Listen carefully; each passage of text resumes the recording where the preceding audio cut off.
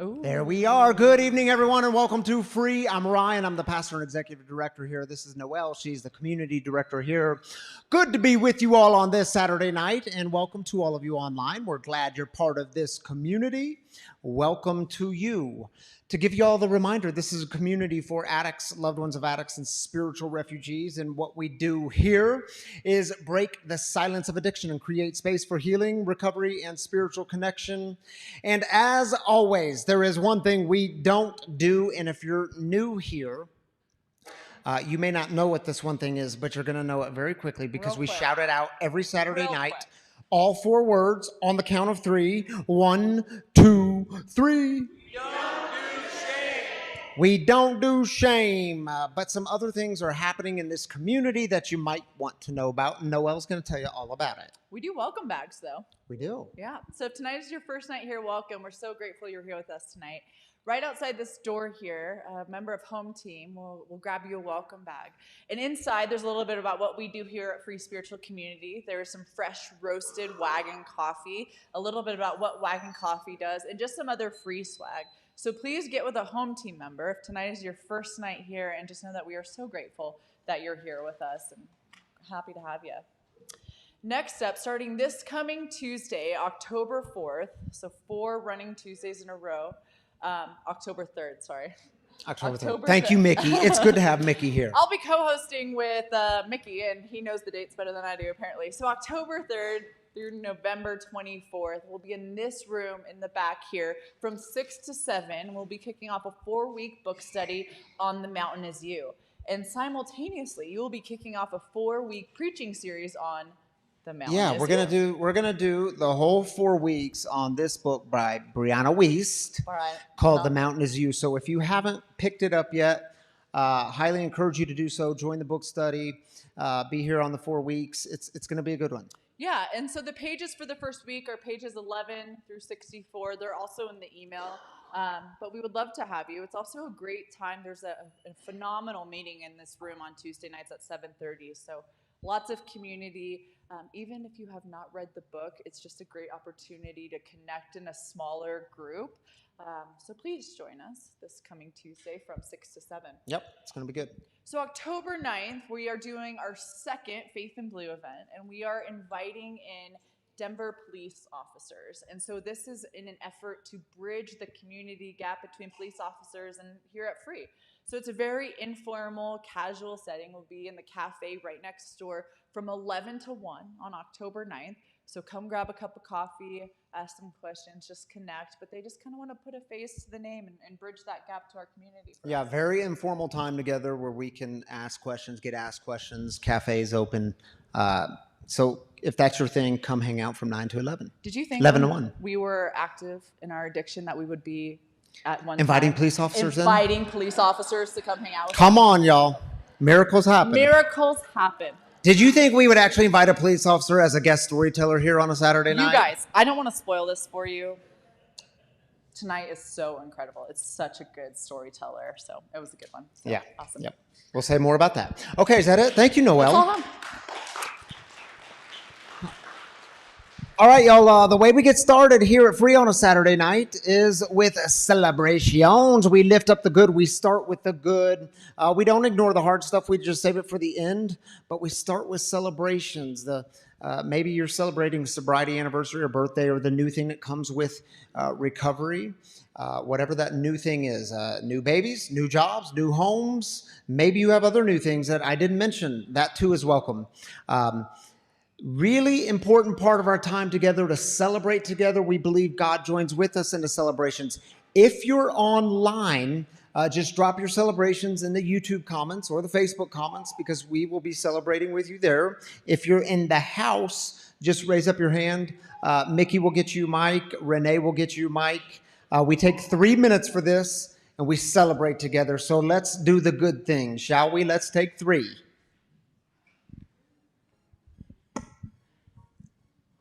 Hey, yo, my name's Simon. So Facebook memories are just amazing. I talked about this in a meeting this week, that today, 5 years ago today, I was not granted any time with my daughter at 1.5 years sober. Not really quite sure why, but that's what happened. So I'm now over 6.5 years, and I've had Romy full time since February. And I just want you to know that if it feels like it's dark, there is light. So just hold on. Hi. Hi. Hi. My name's Ron, and on the 19th, I had 26 years clean and sober.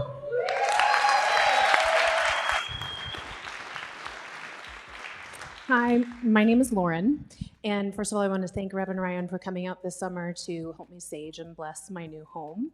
It was really special, and the energy is absolutely correct. And in my 47 years, that is my very first space that has ever been truly 100% mine. And tomorrow I get to celebrate 19 months sober. So thank you.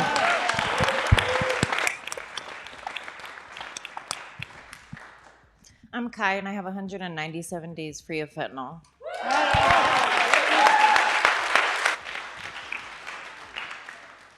Hi guys, my name is Peyton. It's been a while since I've gotten to be here, but in that time I have received a promotion at work. I get to be the Director of Recovery Housing at Valiant Living, and I got a newcomer here with me tonight.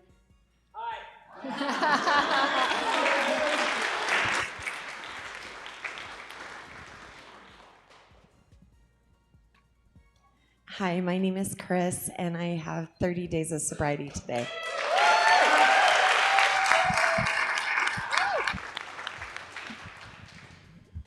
Hi, my name is Harry. I've got 21 years sober today.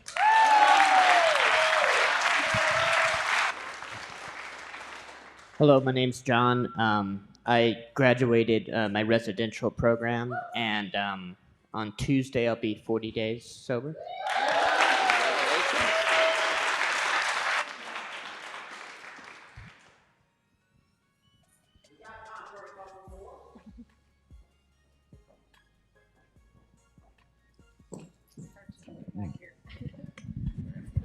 Hi, I'm Jake. 2 years and 3 days ago, I put the bubble down.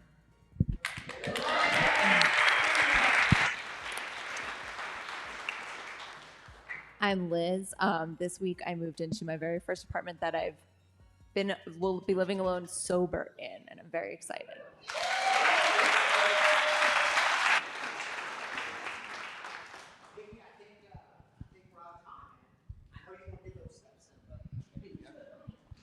Thank you, Mickey and Renee. And I'll take that from you. We do have one other celebration. I want to bring her on stage because it's a very important celebration. Amy Anderson, ladies and gentlemen. Woo! I'm not giving you a mic because you said you didn't. Here's what y'all need to know. She is celebrating this week being the manager of our free cafe, being in this job for 1 year, and we are so grateful. She's crushing it. Thank you, Amy, for all your coffee and latte and muffin needs. I don't know, whatever y'all get over there. Burritos, that's right. See this lady because she knows how to do it. Thank you, Amy. It's so good to have you here. So glad you're on the staff. All right.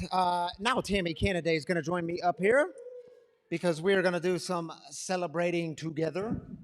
I should celebrate Amy too. You should celebrate Amy. I kind of like her, but you guys, she shows up. I never ever I never worry about if she's going to be here, if she's going to treat you guys right. She is an amazing person. If you guys know Amy, to know Amy is to love Amy. So we She's love got you, a friends. halo on top. No halo. Yes. Okay. Shall we do some joining of the online people? We shall. You want to take the first one? James says 166 days clean, grateful, focused, and love-free. All right, James, we're glad you're here, buddy. Congratulations. NF. I'm not even going to say the last name because I don't know how to pronounce it. NF, which is one of my favorite artists, by the way, musical artists. It's true. Anyway, it says day one. Woo. Way to go on day one, man. We'll take day Keep one. on trucking. Levon, 10 months sober and clean yesterday. Levon, We'll celebrate way that, to go, friend. buddy. 10 months. Mike says, celebrated 35 years of marriage, would not have made it if we didn't get sober. That's a big deal. Congratulations, Mike. 35 years. 35 years married. Happy anniversary. John says, hi all, want to celebrate both free leadership and all the team members, plus the whole free community. We love you, John. Yeah, we'll celebrate that. Thank you, John. It's good to have you here tonight, buddy. All right.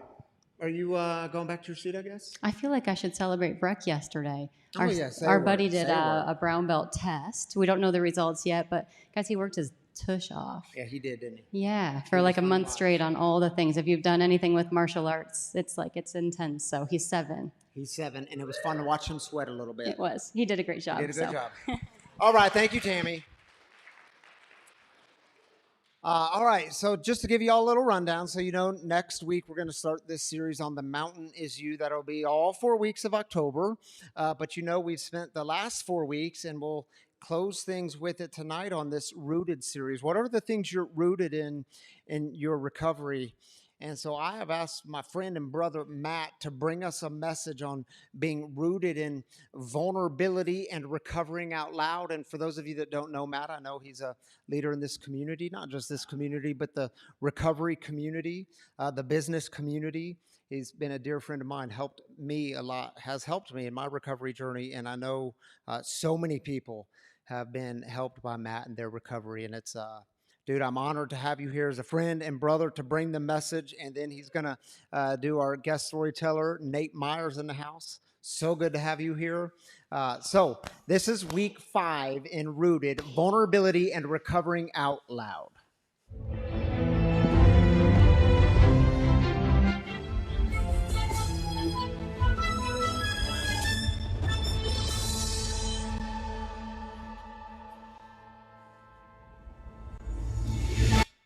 Good evening, everybody. Before I get started, I wanted to take a couple minutes to say a couple things. First, the great Reverend Ryan has been a great friend of mine, and he got me out of my comfort zone to come up here and start speaking again. I used to be a professional speaker in the professional business world, and I stopped when I sobered up because of extreme anxiety, and he got me to go again. But I wanted to say a few things about Ryan. First of all, I'm tremendously thankful that we have this community and we have this church. It's been life-altering for recovering alcoholics and addicts like myself, and for spiritual refugees that had trouble connecting with their own religions. So Ryan is in the process of having a campaign where they're running this, I think the building was appraised at like $3.8 million, and they want to buy this building. They like 1.1 or 1.2 million, and they're doing a capital raise campaign, and they're at about 860,000 right now. So they're getting there on this journey to having this a permanent home for us. So if you're as committed to this place as I am, please think about helping donate that. And I'm extremely thankful to Ryan. And I said that as I was thinking about this morning, the reason I'm up here tonight and Ryan isn't is because he needs a break. He does, about every 6 weeks, he would like to take some time off. And yet, here he sits tonight on his week off. Because someone asked me, is Ryan going to be there tonight? And I said, yeah, he is. And he's going to be there to not only support the communities, but support me, because he knows I'm nervous. And I said, all of a sudden, it reminded me of this. Last year, I went to the Red Rocks for a concert. I'm into country music, and I got to see Cody Jinks play. And for those that know that once you become famous and you get to play at Red Rocks, the main singer for the night comes out at about 10 p.m., right? They're usually partying in their bus, and the bus or the limo comes rolling in. If you never watch it, you can go to the back side of Red Rocks, and at about 10 o'clock, the main singer will show up in their bus and walk on stage after all the beginner, the first performers that he has come out before him. Well, this particular concert, I was in like the 10th row, and I noticed Cody Jinks sat on the side of the stage for all 3 opening acts and 6 p.m. He wasn't to play till 10, but he was there enjoying the moment, enjoying the crowd. It was like he was one of us. And I'm watching him, and you know, Clint Black is opening for him and some other things, and I'm like, hey, look at Cody's at the side of the stage, and he's loving this concert as much as I am, and he's the main singer tonight. That right there reminds me of this guy sitting here tonight, rooting all of us on. So a round of applause for Ryan. And guys, I'm excited to bring up a friend of mine in recovery tonight. You're going to hear about him. I'm going to do introductions to him in a little bit. But Nate Meier is a good friend of mine in recovery, and I can't wait to introduce you to him tonight also. You guys are going to love some of the stuff that we're going to talk about tonight. So with that said, let's get this thing rolling. The topic tonight is vulnerability and recovering out loud. So what is being vulnerable? I would say being vulnerable is also known as becoming honest, no matter the consequences. I'm going to say that again. Vulnerability is to start becoming honest, no matter the ramifications or the consequences of your becoming honest. So, I'll start out tonight telling you about the story of my vulnerability and becoming honest, which started a transformation of my own life. In 2010, in November, prior to heading out to Las Vegas for a business convention, yet another business convention, yet the mirage again. I'm in the business world. I'm a CEO of a company. I'm the president and founder of a business that is going on 25 years next year. And I built this company. I'm rubbing elbows with the same people year after year, getting extremely drunk with the same people year after year in the business world. And I'm about to go out to another business conference to run into the same group of guys that stay up all night. We're the guys that don't go to bed. Now, Vegas is a perfect place for an alcoholic or a drug addict. Why? Because you fit in. It's just, you know, sometimes in Vegas, like 3 or 4 in the morning, they start going to bed, and I don't. So I'm heading out to Vegas, but prior to heading out to Vegas for this particular business trip, I was in marital counseling with my ex-wife. And the therapist that was working with me, who happened to be in recovery, I didn't mention that, with a lot of sobriety time, said, you know, it sounds like you have a drinking issue.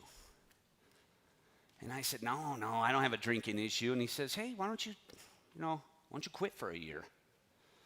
And I went ballistic. And I'm like, what? I don't know what that is. And he goes, look at yourself. You're all shaking. And I just told you, I just suggested you quit. I'm thinking, all right, look, enough of this. For the first time in my life, I'm heading out to a business convention. I'm really going to control my drinking. First time I'm saying this. This is the first time that someone brought me aware that says, perhaps you have a drinking problem. And I'm like, okay, I'm going to go out to Vegas with all my business cohorts, and I'm going to control my drinking.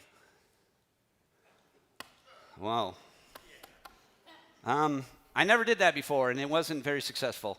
I flew out on a Sunday, and I was in an extreme blackout on Sunday. I was in a blackout on Monday. I was in a blackout on Tuesday. I don't remember bits and pieces. I would usually drink around the clock, get to bed back to my hotel at about 6 or 7 in the morning, sleep till 3 in the afternoon, miss the entire business convention, only to wake up, and I hope people can connect with me on this, waking up at 3 or 4 in the afternoon, going downstairs in the casino, seeing if I can make the last hour, and I run into a buddy that says, let's go have a beer, and I go right back to the bar. Hello, house cleaning. Can you come back at like 9 or 10 a.m.? It's 4 o'clock in the afternoon. I was becoming disconnected from reality. So that Wednesday night in November of 2010, we had a business, the last night was this big business dinner. They brought in the Cirque du Soleil. We had our own private showing of Cirque du Soleil people, and it was a successful night. We were done by 9, and I said to a couple of my clients, let's go across the street from the Mirage to the Venetian. Let's have a couple drinks. Let's finish out this week. And then I got to fly out the next morning at about 10 a.m. And I took them across the street to the Venetian. I had a couple of double Jim Beam and Cokes, and then I had some more. But by 10:30 or 11, I was saying, I got to call it a night. Don't remember the last 3 nights previously, but that night I knew, be responsible. You fly out at 10 a.m. the next morning. I walked across the street back to the Mirage at 10 a.m. or 10 p.m., and I was proud of myself. I was calling it a night, 10:30 at night. I was drunk, but the wrong thing happened. I had one of my good business cohorts that said, we got a stretch limo here, Matt. We're going to the strip club all night. You in? Without a moment's hesitation, I said yes. And I got in that stretch limo, and I proceeded to drink myself into a blackout. The next morning, I was to wake up in my hotel room, 7, 8 in the morning. Don't even know how I got there. Supposedly, the staff brought me back to my hotel room. I was able to get about a half hour sleep. I woke up, looked in the mirror, and it was God first time speaking to me. And I was able to look and see myself for who I truly was. A drunk, an alcoholic, a man that needed help. It was my moment of clarity. You're not a party animal. You're not a gangster. You're not a play hard, work hard guy. You're a drunk. You're an alcoholic, and you need help. So I got to the airport. I called my wife at the time, and she said, hey, I couldn't get a hold of you last night. Where were you? For the first time in my life, I became vulnerable. I was drinking myself into a blackout, and I was at a strip club till the early hours of the morning. My credit card had several $1,000s of bill on it because everybody always used my credit card because I always got too drunk. And so all my buddies are like, put it on his. I told her, all of a sudden she said, why are you telling me this? I said, I hide bottles. Hell, I drink a couple bottles of wine, and I open the third one, and I leave it in the cabinet, but I hide the 2 bottles I drink. I go to the basement and drink myself into oblivion. I can't go to sleep anymore. I haven't been able to sleep for the last 2 years. I drink myself to sleep. I told you I quit chewing tobacco. I lie about that. I'm still chewing, so on and so forth. And she said, why are you telling me all this? I said, because I'm an alcoholic and I need help. Of course, her answer was, I know. And it was like, we're the last ones invited to the party. Like, we're like, hey, I got to tell you something. I have a problem with alcohol. And everyone's going, no shit. But until you're able to be vulnerable enough to say, I have a problem and now I have to do something about it, right? The reason a lot of people will not go to recovery or say to their spouses or their family members, I need help or I have to go into AA is it's the beginning of the end, right? The gig's up. I got to give up my favorite drug in the world, whiskey. So it was difficult. But I did. And I said, I need help, and I'm going to go get help. I flew back to Denver. The following Monday morning, I had a meeting with my employees and said, hey, listen, I got to tell you guys a few things. This past week, you guys, some of you were out there and some of you weren't. Sunday night, Monday night, Tuesday night, kind of recollected being kicked out of a casino, blah, blah, blah, from what all my friends would tell me about. And I said, I was in a blackout on Sunday, Monday, Tuesday, Wednesday. These are my drinking buddies. They're kind of giggling. They're kind of laughing. And I was sincerely looked at them, and I said, it's not funny to me anymore. I have a problem. I'm drinking myself to death, and I need help. It's my intention that I will not drink anymore, and I don't know how to do that, but I'm going to get help. But I just want to let you guys know I'm getting rid of all my whiskey bottles in the office and so on and so forth, and I'd appreciate it if you don't drink around me right now. That's a hell of a thing to tell your employees. It's embarrassing. It's vulnerable. But I knew that the only chance of my recovery is to just expose who I really was, and that was a drunk.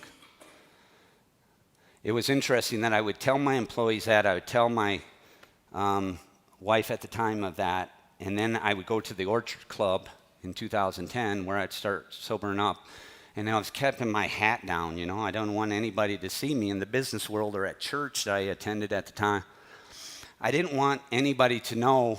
I didn't want to be exposed. I didn't want them to see me, right? What if people knew?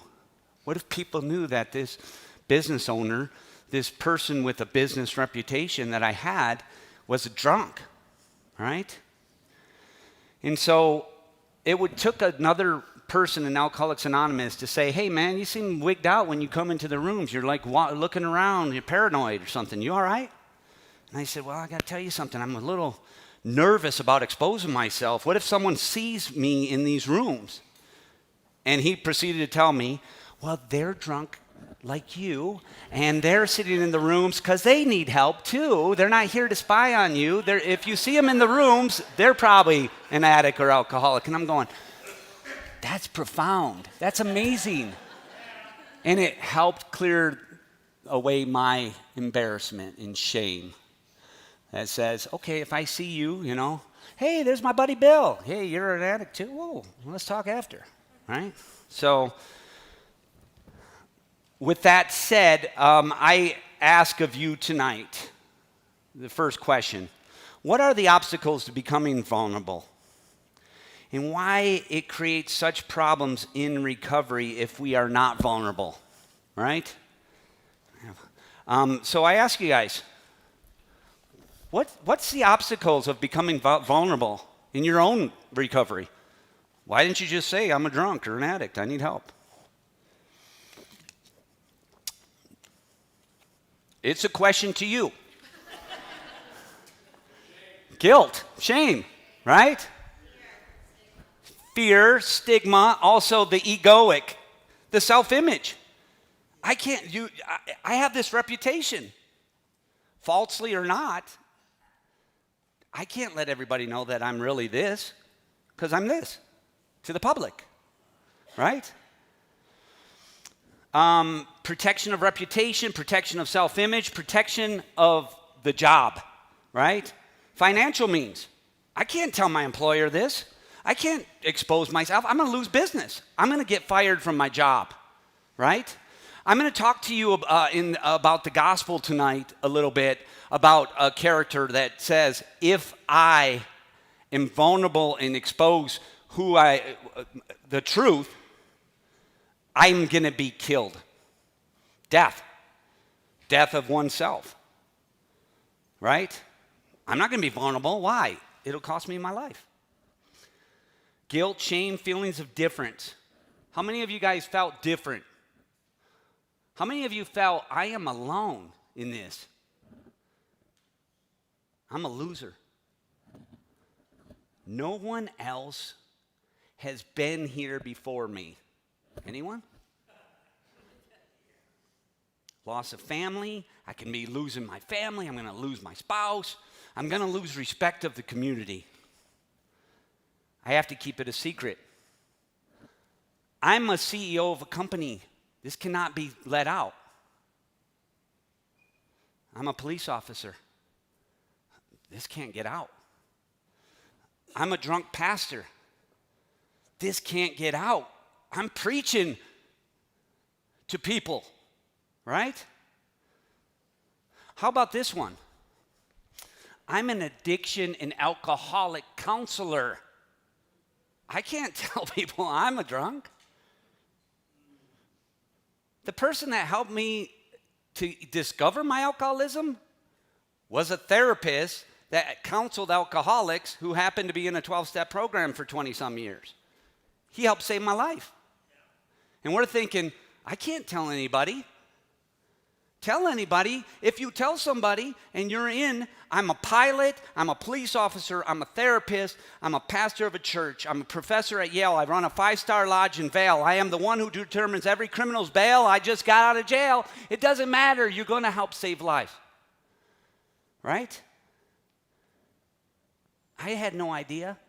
If I exposed who I truly was, a drunk, that in the business world there's going to be tens upon hundreds of people that will come to me and say, hey, bro, I'm a drunk too, but I have a business and I can't. You get reached out to, right?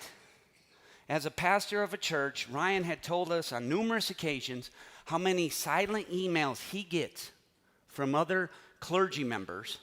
Hey, guess what? I'm a drunk too. How did you do it? How did you come about?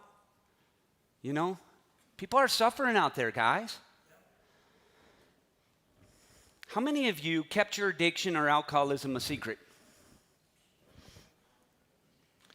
Hiding bottles, hiding pills, hiding empties, hiding.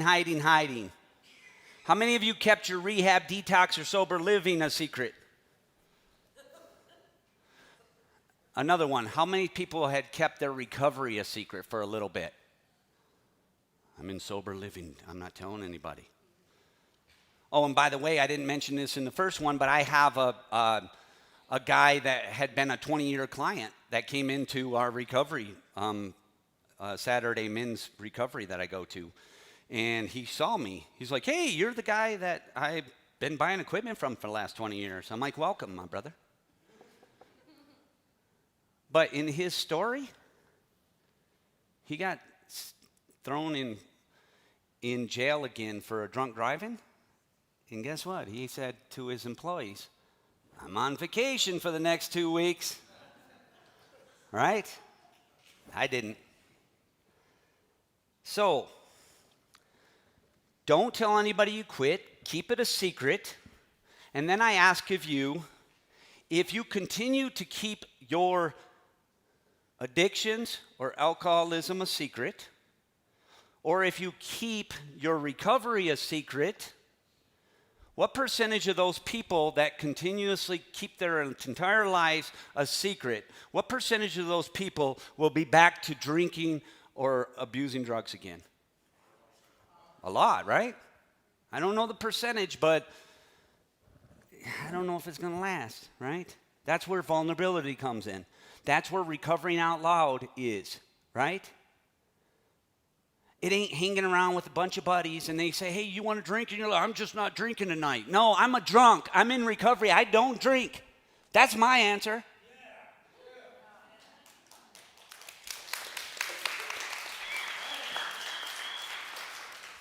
I went to this all-inclusive resort one time, when about my 5th year of sobriety. I went up to a tiki hut. We're perfect, you know, the ambiance of drinks, right?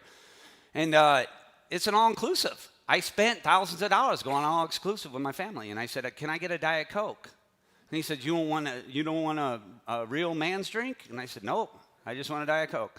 And he said, you know this, all the drinks are free. And I said, it's not free to me, brother. Right? And he's like, what does that mean? I'm like, it costs me my soul. I don't want to. Give me a damn Diet Pepsi. And I didn't need to explain to him further.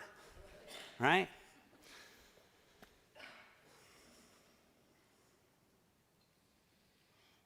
The big book of Alcoholics Anonymous says the following on page 13 and 14. I would have elements of a way of living which answered all my problems. This is the new me in recovery. Belief in the power of God, plus enough willingness, honesty, and humility to establish and maintain the new order of things were the new essential requirements. As I sat with this, I made a discovery. To me, I just put together a formula in this sentence that equaled vulnerability.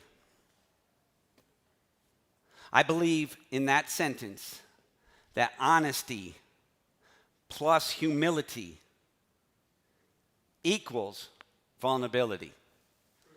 I had to start getting honest, which I did that day. I had to start getting humble. You're not a party animal. You're not G Money. You're not a gangster, Snoop Dogg. You're a drug addict. I wonder if anybody told him that. Right?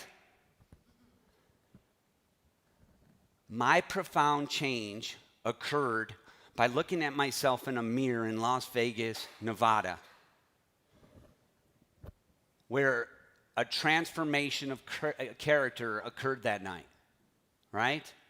There was post-mirror and pre-mirror. The pre-mirror Matt looked a lot different than the post-mirror incident, right? I was to change a lot of things about myself after that event. That was my transformational moment. We're going to talk tonight about Peter and his transformational moment. We're going to talk about the rooster crowing, right? The pre-Matt, prior to that event, said, I'm a play hard, I work hard, I'm a hard partier, I'm a golden god, I'm a rock star. And I looked in the mirror and it said, no, you're a drunk. You're an alcoholic that needs help and you need recovery. That's a hell of a transformation, right? I was just telling someone tonight, by the way, I said, ironically enough, the way of life of business associates of me was the hard partying, some drugs here and there, some drinking here and there, hard drinking in strip clubs. And I said, ironically enough, the day I quit drinking without any thought, I never attended another strip club and I've never smoked another joint. It was just a byproduct of who I was to become. I didn't intend for, hey, let's quit everything. But I said, this is not conducive for the life I want to lead. Or God gave me a second chance here. So I have to live a godly life. Does that make sense? I only can give credit to God on that. I didn't make that conscious decision. It just later on. Right? I say in AA, if you ever heard me in the rooms of AA, I said the man I was 13 years ago would never want to hang out with the man I am today. Two different people. Yeah. That was one big mad ago. Right?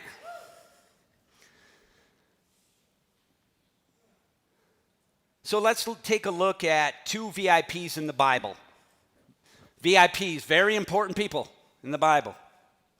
They're both disciples of Christ. One's called Judas and the other's called Peter, right? Now, Ryan mentioned Judas last week, right? Everyone know who Judas was, right? Because of his mirror moment. Ryan mentioned last week in his sermon, Judas was not able to become vulnerable. He was not able to get honest, and he was not able to get humble of what he did. He took silver pieces and sold out his best friend, his savior, a guy he followed for numerous years.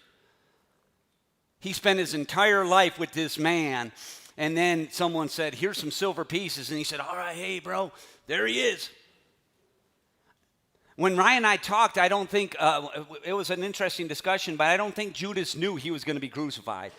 He was like, hey, he's probably going to get arrested and do, 30 days in jail and then get out. And then, of course, you know what happened. And Here's the thing. Imagine Judas sitting with himself after this. This is what Judas did in his moment.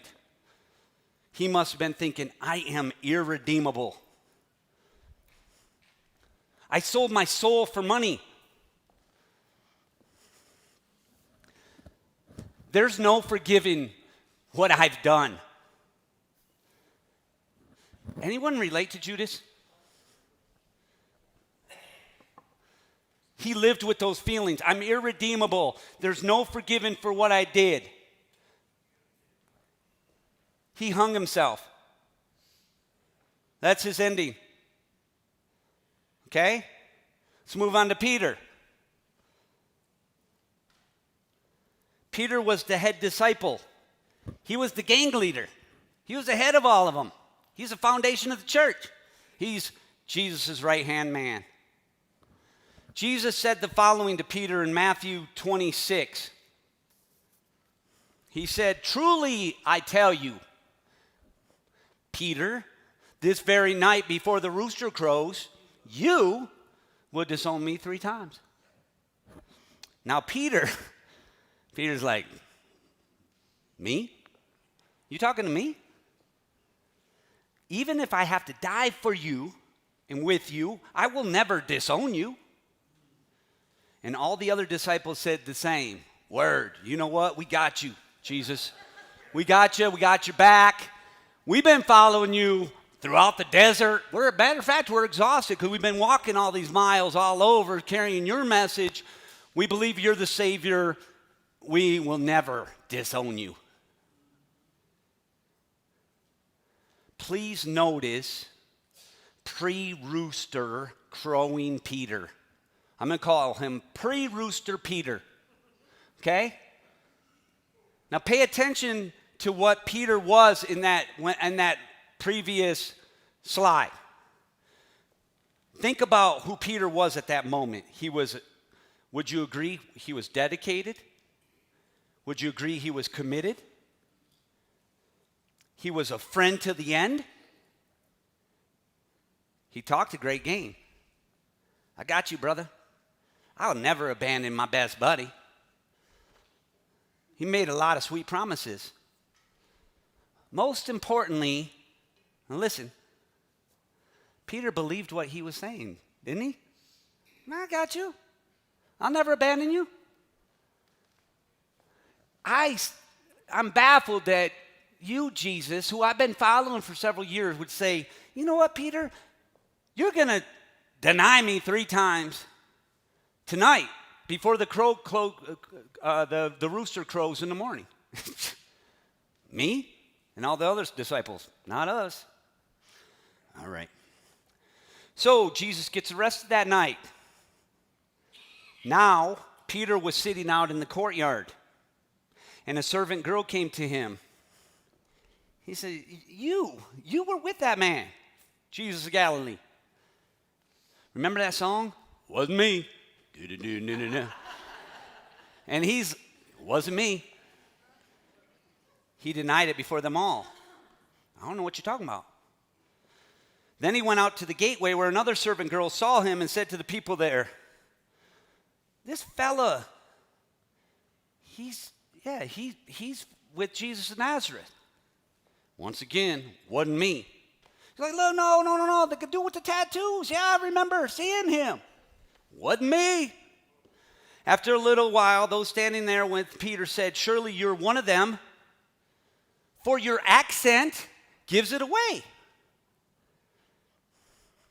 He begins to get really upset and down curses, and he swore to them, I don't know the man. Immediately a rooster crowed. Then Peter remembered the word Jesus had spoken. Before the rooster crows, you will disown me 3 times. He went outside and he wept bitterly. Watch the transformation. We just talked about Judas. He hung himself. Peter wept bitterly And he was about to transform into a new individual. He was going to have that mirror moment. Right? Please notice post-Rooster Peter in that last sentence. Remembered the promises he broke. He remembered Jesus' words about what he would do and what he said he would not do, and he would be what he never thought he would be. And he wept bitterly. That's what it says, right? He awoken after that. Peter was transformed in that very moment. After Jesus died, post-Rooster Peter remained a leader in the early Christian church and was one of the first to spread the news of Jesus' resurrection. He was the first to run to the tomb after being told that Jesus was resurrected. He traveled extensively, helping to grow and spread Christianity throughout the world.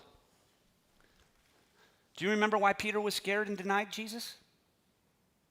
Does anybody remember? Say it out loud.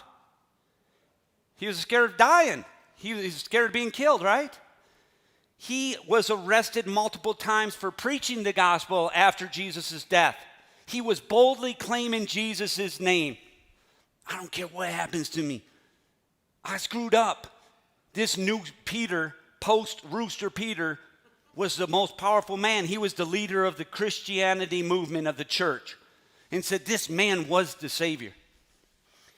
Eventually, Peter was, did you know this? He was crucified by Emperor Nero in AD 67. He chose to be crucified upside down because he felt unworthy to be martyred in the same way that Jesus was. Go ahead, kill me. But don't kill me the way the Savior got killed. Do me upside down. I don't deserve.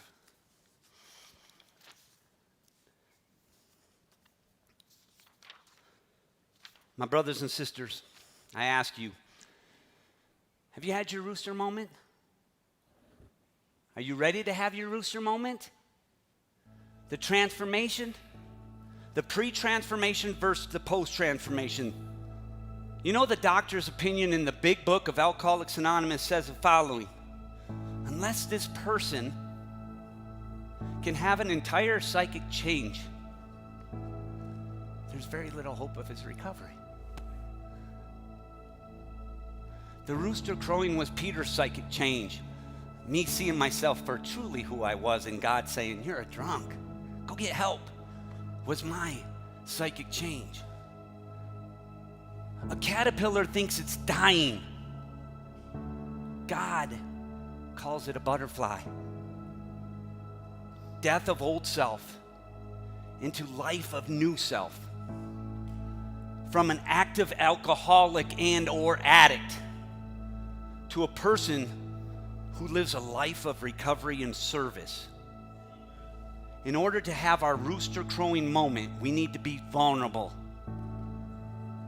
Once we are vulnerable, it's much easier to live your new life given to you from God out loud. May God bless you and keep you until then. Thank you.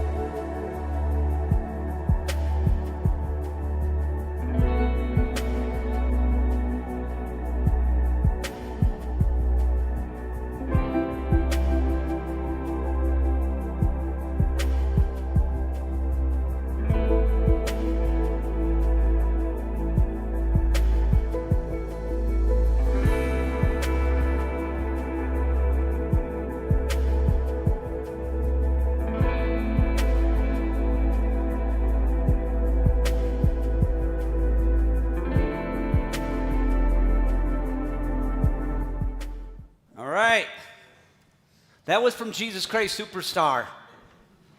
I picked the song. I love Jesus Christ Superstar. I memorized the entire play in 5th grade from a teacher that had us memorize the entire play in 5th grade in a Catholic school. I know every single verse, everything of sigh, and I can play the Judas role very well. If anybody ever wants to do that play, please give me a shot. Tryouts. Guys, I want you guys to welcome tonight a gentleman that has become a friend of mine in recovery. His name is Meier. He's in law enforcement.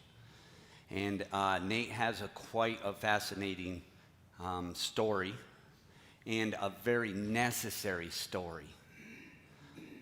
As I said, Nate is in law enforcement, and I have a certain bond with people in recovery. I won't tell you why U.S. Marines bond, but I have a lot of Marines in my life. But I also have a lot of law enforcement in my personal life. My father was a police officer for 33 years. My brother ran a vice squad, the bomb squad. My uncles, my cousins, my nephew's a K-9 officer, a 3rd-generation officer in Michigan. My college roommate, my family's littered with law enforcement. And tonight I hope to be able to have you see Nate the human instead of Nate the police officer, because I saw my dad as just another fucked up human. I saw my brothers as just another person just trying to get in life but had to put on a uniform when I didn't. Right? So hopefully Nate brings some human touch to this tonight. I want you guys to welcome my friend, Nate Meier.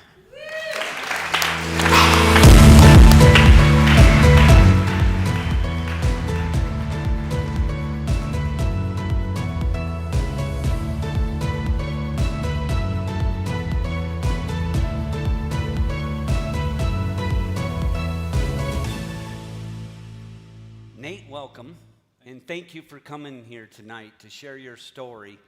You know, it's very difficult to expose the stuff that, you know, becoming an alcoholic or an addict and then coming out here and, you know, telling the world. And it's interesting because Nate's story is a little unique.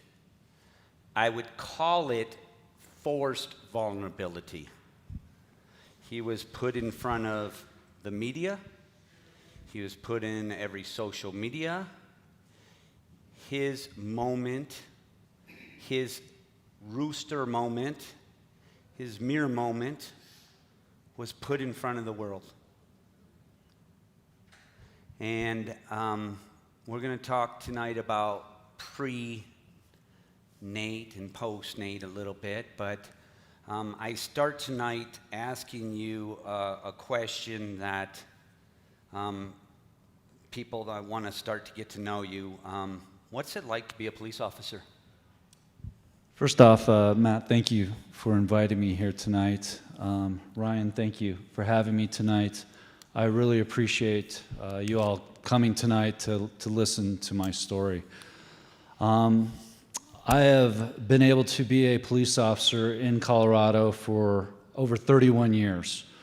I love it.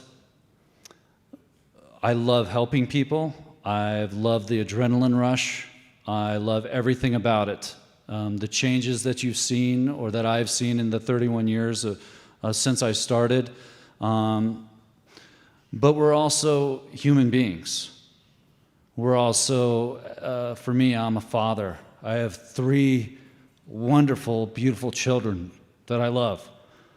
But we're also, as I said, we're human beings, and we make mistakes just like everybody else does.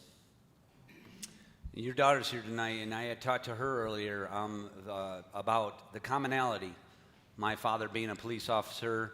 My father entered Alcoholics Anonymous on January 7th of 1979. Coincidentally, January 7th is the same sobriety date as the Reverend Ryan. It's no coincidence. Maybe my dad came back to life and incarnated, but he didn't like tattoos, I don't think.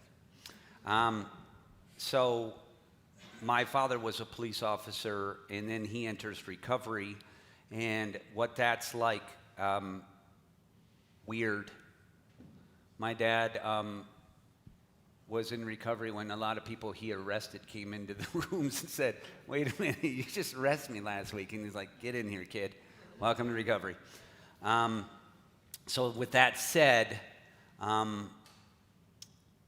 what a new world for you post-Rooster. I believe alcoholism exists in us our entire life, so we got introduced to alcohol. But the amount of drinks increased. What incident accelerated your alcoholism? If you can give me a specific thing that really stepped it up to the next level. Sure. Back in 2005, I was working patrol, and I was dispatched to a call where a grandmother had killed her granddaughter. She was only 21 months of age. I was the first one that arrived on scene and saw everything that day, things that nobody should see. But that was the job that we signed up for as first responders. The next week or a few weeks later, I went to another call of a little boy that had been mauled by some pit bulls. Both incidents affected me because the little boy was approximately the same age and size as my son at the time, and the little girl was about the same age and size as my first daughter at that time. And I never thought this job would affect me, but those two calls sure did. So knowing my family of police officers and Leos, it is my personal belief that the majority of police officers suffer from PTSD. Where did your alcoholism combined with your PTSD eventually lead to? With those calls, it affected me. And so I felt that day I didn't help. And I relived those situations, and I should have driven faster that day. I should have kicked the door in sooner that day, right as I got there. I should have done something, and that little girl would have been alive. And so I started to drink to make those thoughts go away. I didn't want to think about those anymore. And where did it lead? Where was your rooster crowing moment? Sure. So I became addicted to alcohol. And then in March of 2019, I was at work. I went home. I had to put on my uniform for an extra shift that night, and I made the decision to drink alcohol. And I went back, got into my detective vehicle, and I drove back to work. And I was found passed out in my car in my uniform. Your rooster crowing moment. And it happened to be later on exposed in all the media because people have body cams, and what you would have saw is someone that looked like they had a heart attack and that was sitting behind the steering wheel in their vehicle dead. That's what you would have saw.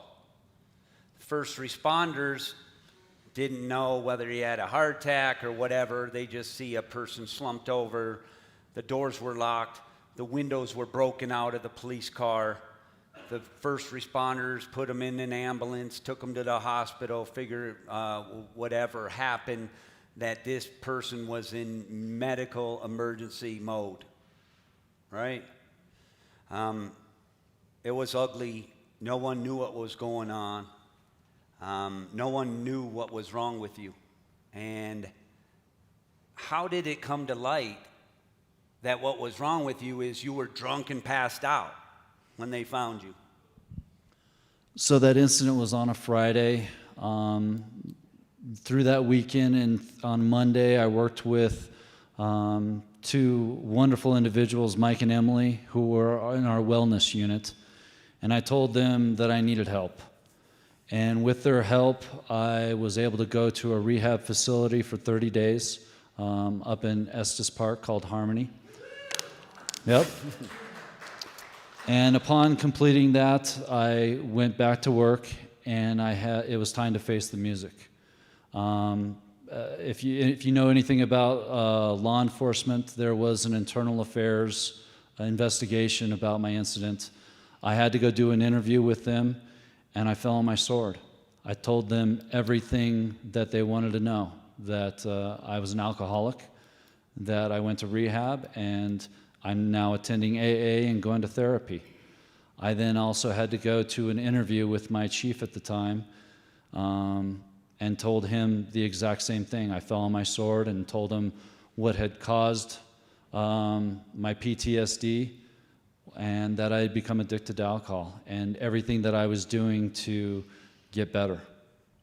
And, you know, I find interesting that, people are familiar with, oh, by the way, the Harmony House. There are a lot of graduates from here. HIPAA, yeah, people know HIPAA rules in the medical industry? They couldn't disclose blood work or anything. He could have said, it wasn't me, or I didn't do this, or, you should have tested me for this. It's your fault. First responders, you should have known I was drunk. You should have did whatever. And they didn't. And then HIPAA would have protected him. He did fall on his sword. He came up and came clean.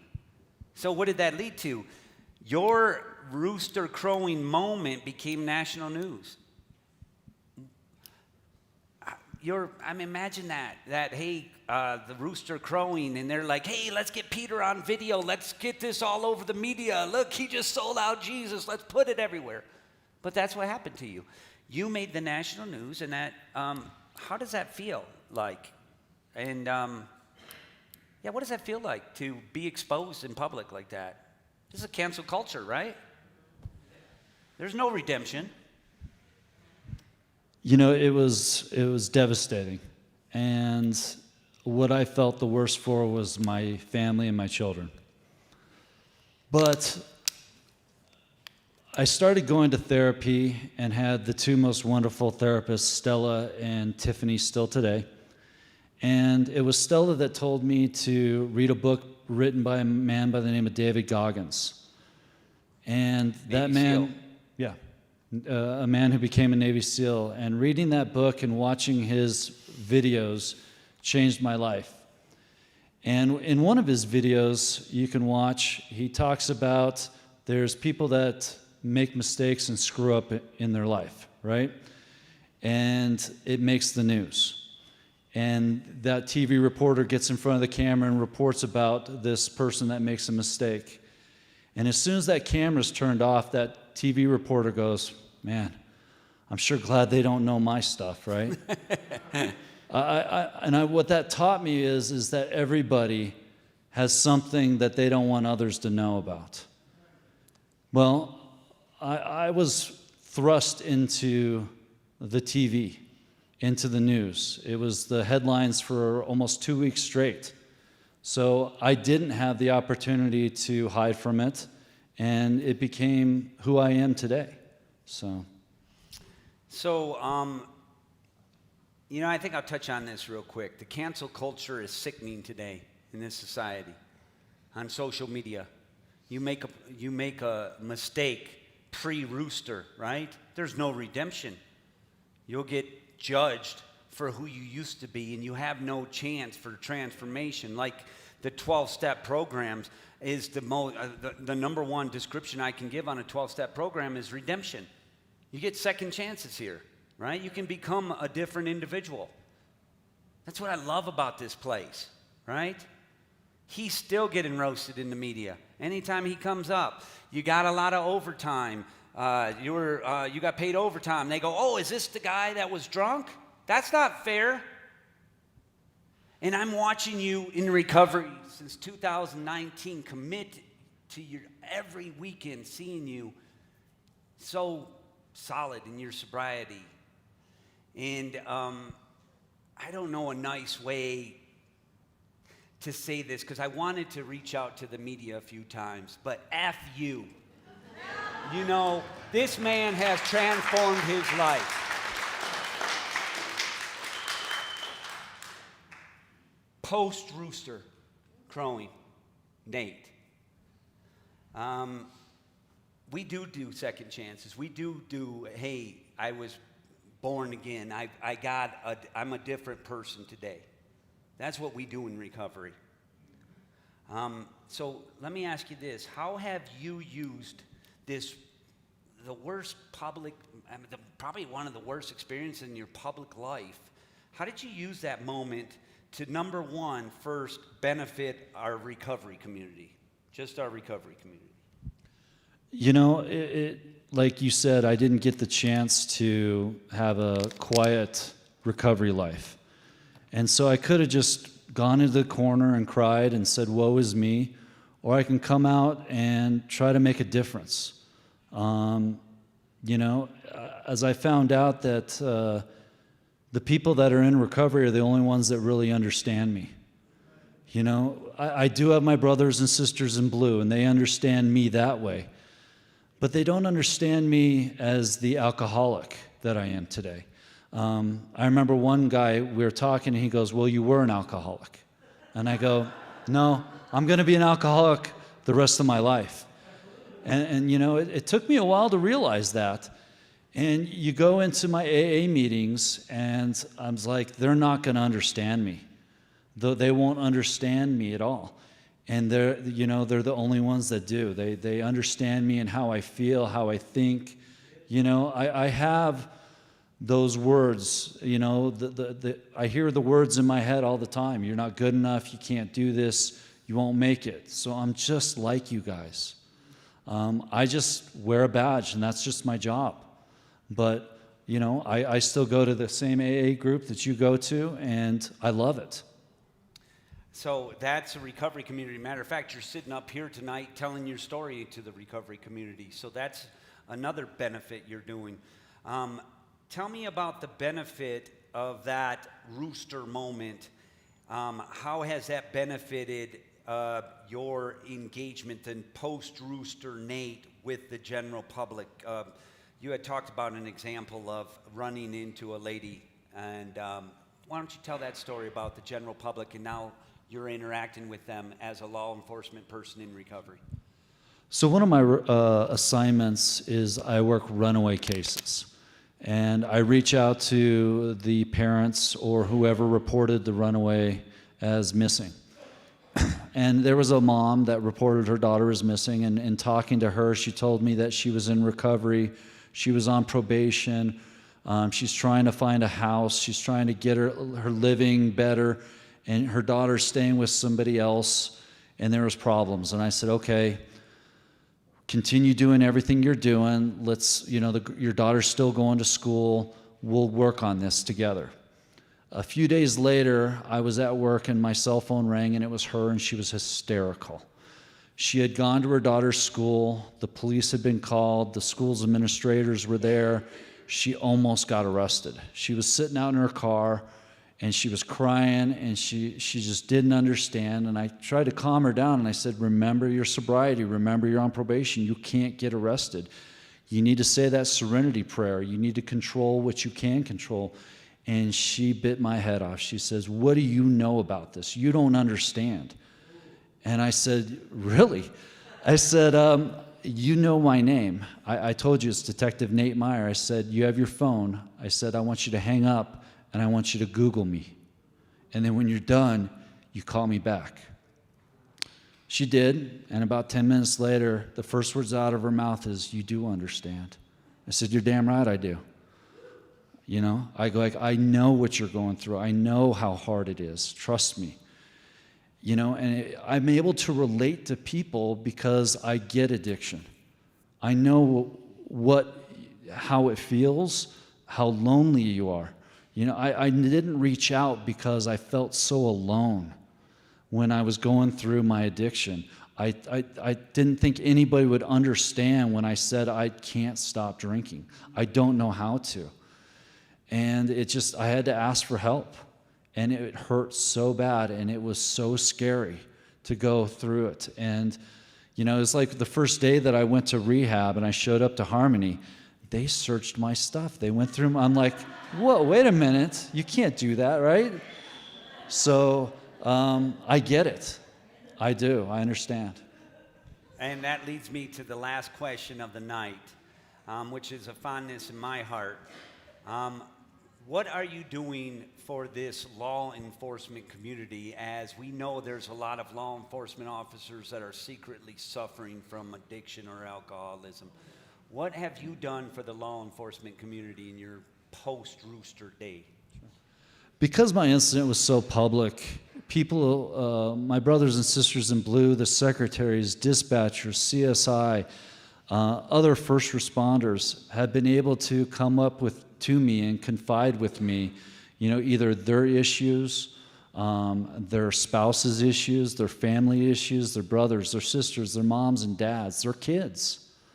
And I can understand, I can relate. And so I've been able to do that. And I've been able to go out and reach out to other agencies in Colorado and speak to other first responders and wellness and peer support people, so that all I want to do is just help so that they understand, so nobody ever goes through what I went through again. You know, nobody feels alone, nobody feels scared, and that there's people out here that understand you and that can help you. And then tell them real quick how you introduce yourself, or when you go and talk to law enforcement communities. Tell them what that looks like right at the beginning of your talk, because a lot of these people don't know what you're coming here to talk about. They said, hey, we have an officer that needs to talk to this group today. Sure. I introduce myself. Good morning, good afternoon. I say my name is Nate Meier, and I'm an alcoholic. And it just the looks on their face, you know, and I'm like, I bet you've never heard that before, have you? And then you go on and say, oh, I ask if anybody recognizes me. And everybody's kind of, they don't recognize me, and they don't put my name together. But then I say, hey, do you remember the guy back in 2019 that was found passed out on duty? And they're like, oh yeah, well, now we remember you. There you go. Ladies and gentlemen, Nate Meier.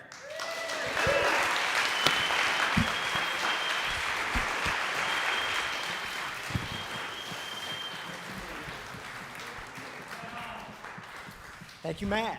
Come on now. Thank you, Matt. Thank you, Nate. If you want to connect with Nate more, he's going to be hanging out just a few minutes afterwards. If you got some questions for him or want to get to know him more, hang out and chat. All right, y'all. The way we close things down here at Free on a Saturday night is with heartaches.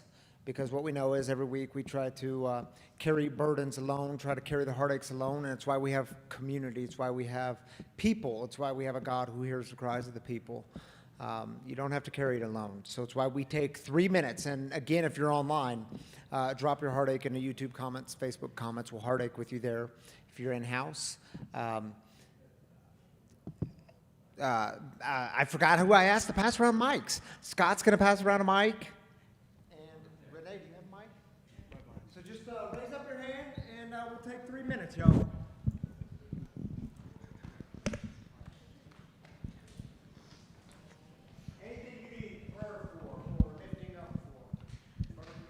Hi, my name is John. I'm going to be moving back home to Washington State to help take care of my daughter and her mother, who has been diagnosed with cancer.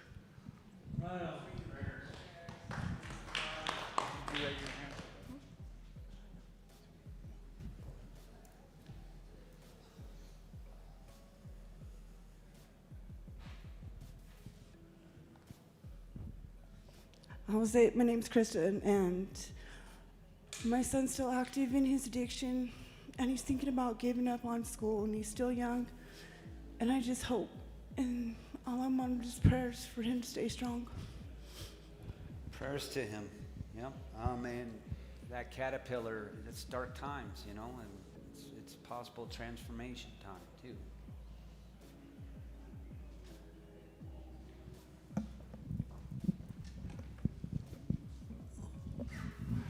I just want to lift up any families or friends who have dealt with the loss of a loved one this year. It's kind of at that point in my recovery where you start feeling more, or you start seeing more people pass away from this disease, and it's been ugly. So I want to lift anybody up who's dealt with that heartache this year. Thank you, Peyton. Prayers to all the families that suffered losses. Hello, I'm Mike. My dear friend Samantha, her father took his life on Tuesday. And her stepmom is also in the hospital for attempting to take her life. So just a lot of prayers for that family right now because they're really going through it. So thank you. Prayers to those families and all the families that are affected by suicide.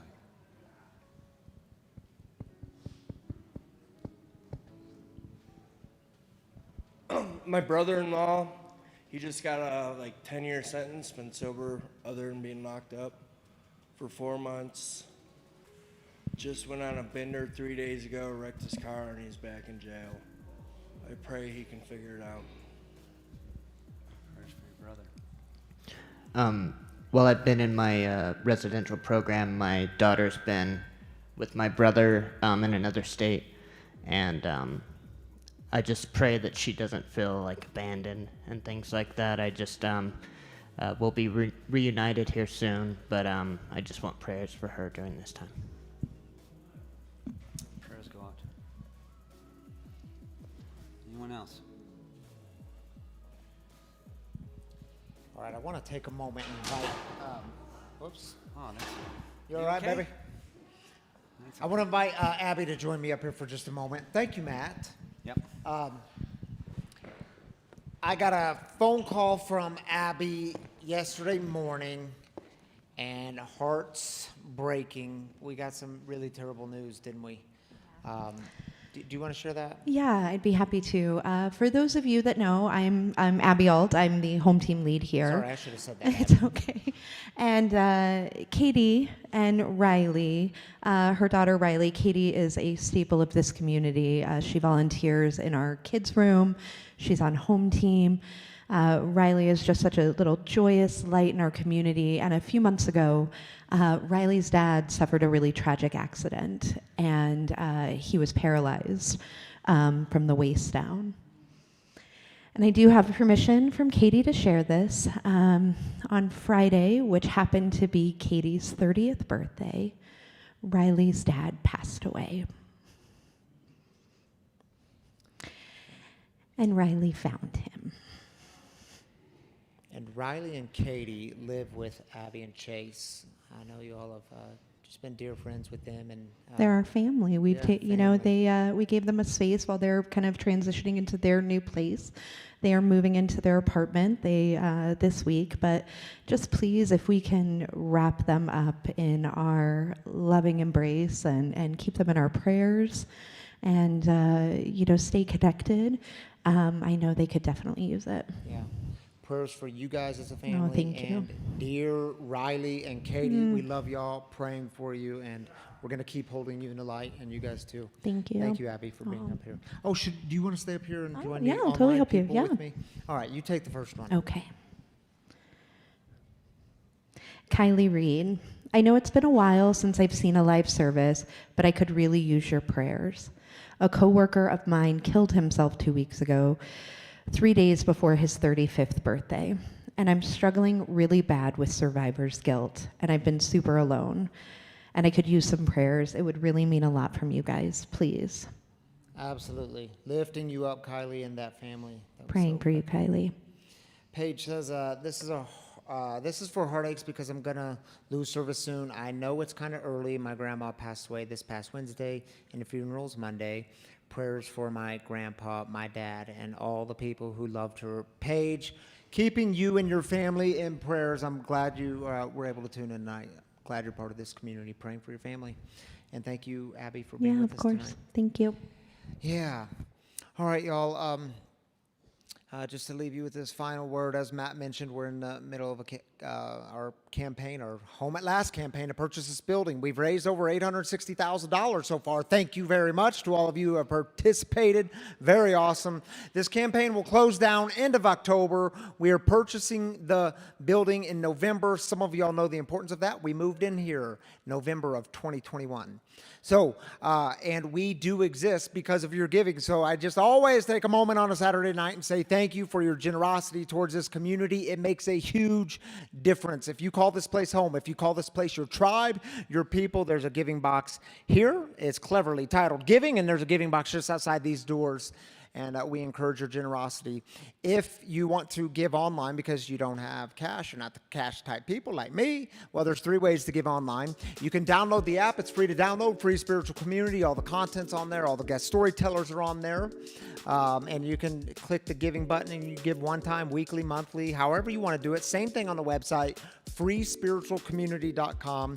And if you want to give directly to the campaign, be sure you hit the Home at Last button. And you can message the number on your screen, send a text. It walks you through a simple set of instructions. Your generous giving grows the mission here at Free, which is breaking the silence of addiction, vulnerability, and recovering out loud. So thank you for being a part of that. Shall we go out with a prayer? Let's go out with a third step prayer. I know it's 8:20, y'all. We went a little over tonight, but we got to take a moment in prayer. So just open your hands and invite God in. Take a deep breath. And if you don't know the third step prayer, well, it's on your screen and it goes like this. God, I offer myself to thee, to build with me and to do with me as thou wilt. Relieve me the bondage of self, that I may better do thy will. Take away my difficulties, that victory over them may bear witness to those I would help. Of thy power, thy love, and thy way of life, may I do thy will always. Amen. Grace and peace to you, my free brothers and sisters. See you next time.